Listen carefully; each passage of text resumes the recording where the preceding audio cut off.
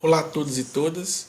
Sou uma pessoa parda, com cabelos e olhos castanhos escuros, tenho um cavanhaque, estou usando uma camisa azul marinho de mangas compridas sobre uma camiseta branca e atrás de mim há uma parede amarela com um quadro que retrata um vaso de flores também amarelas sobre uma mesa e também existe um sofá.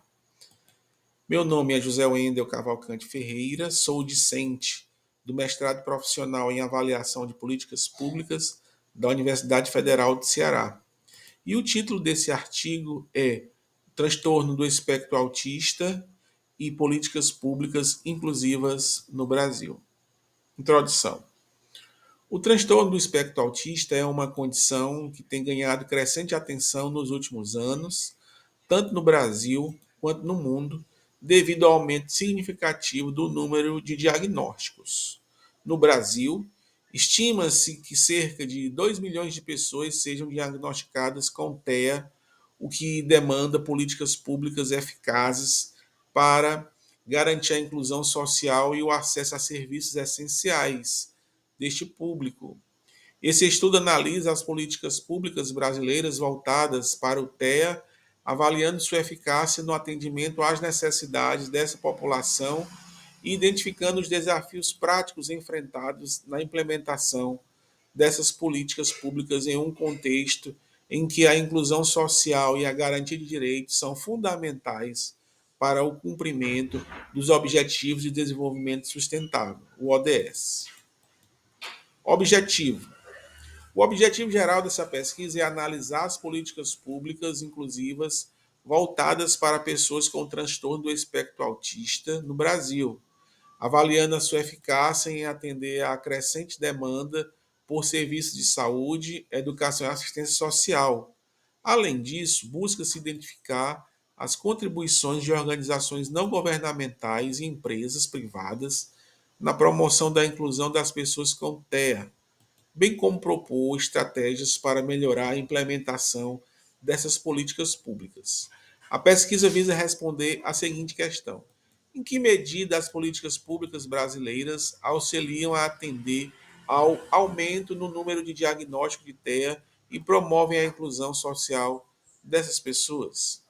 Metodologia: a metodologia adotada foi uma revisão sistemática de legislações, documentos governamentais e estudos acadêmicos publicados entre os anos de 2012 e 2025. Foram analisadas fontes como a Lei nº 12.764 de 2012, que institui a Política Nacional de Proteção dos Direitos das Pessoas com TEA, e a Lei nº 13.977 de 2020, que criou a Carteira de Identificação da Pessoa com TEA. Além disso, foram consultados documentos da Organização Mundial da Saúde, OMS, da Organização das Nações Unidas, ONU, e relatório técnico do Ministério da Saúde e do Ministério da Educação. A análise buscou identificar padrões, avanços e limitações nas políticas públicas, com foco na integração entre saúde, educação e assistência social. No total, foram analisados 10 marcos legais. O referencial teórico, melhor dizendo, deste estudo buscou aprofundar a compreensão sobre a inclusão social e os direitos das pessoas com transtorno do espectro autista, analisando abordagens legislativas e a implementação prática das políticas públicas no Brasil. O embasamento teórico se fundamenta em legislações nacionais, como a Lei 12.764 de 2012 e a Lei 13.977 de 2020, bem como em estudos acadêmicos e relatórios institucionais que avaliam os desafios e avanços na garantia de direitos das pessoas autistas. Então, a partir dessa revisão da literatura, foi desenvolvida uma discussão como se deu a articulação entre os diferentes setores, a efetividade das medidas adotadas e os entraves que ainda dificultam a inclusão plena dessa população. A abordagem teórica permitiu compreender como os marcos legais e as iniciativas governamentais têm sido aplicados na prática, destacando a necessidade de estratégias intersetoriais para promover um acesso mais equitativo dessa população aos serviços essenciais. Dessa forma, buscou-se fornecer uma base teórica para a análise crítica do tema, identificando lacunas e propondo caminhos para aprimorar a efetividade das políticas públicas voltadas à aldeia no Brasil. Resultados. Os resultados da pesquisa apontam que, embora o Brasil tenha avançado na criação de marcos legais para a proteção dos direitos das pessoas com TEA, como as leis já citadas, a implementação prática dessas políticas ainda enfrenta desafios significativos. Entre os principais obstáculos estão a falta de recursos financeiros, a insuficiência de profissionais capacitados e a desarticulação entre os setores de saúde, educação e assistência social.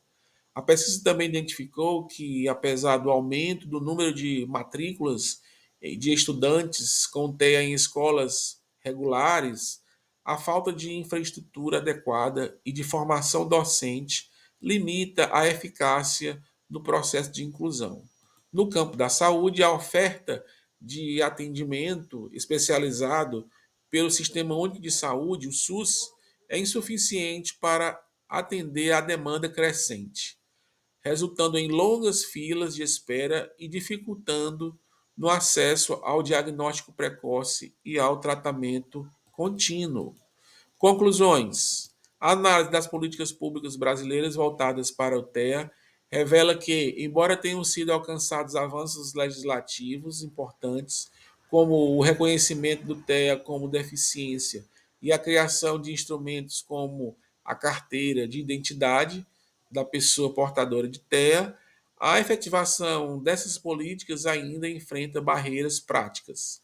A falta de recursos, a insuficiência de capacitação profissional e a desarticulação entre os setores são fatores que comprometem a inclusão social dessa população.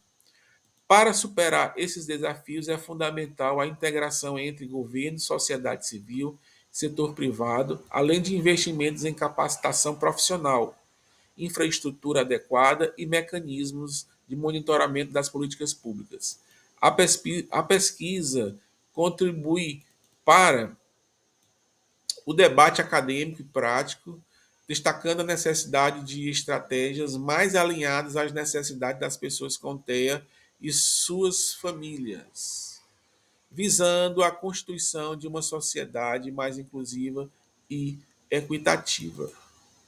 A seguir são listadas as referências utilizadas nesse estudo.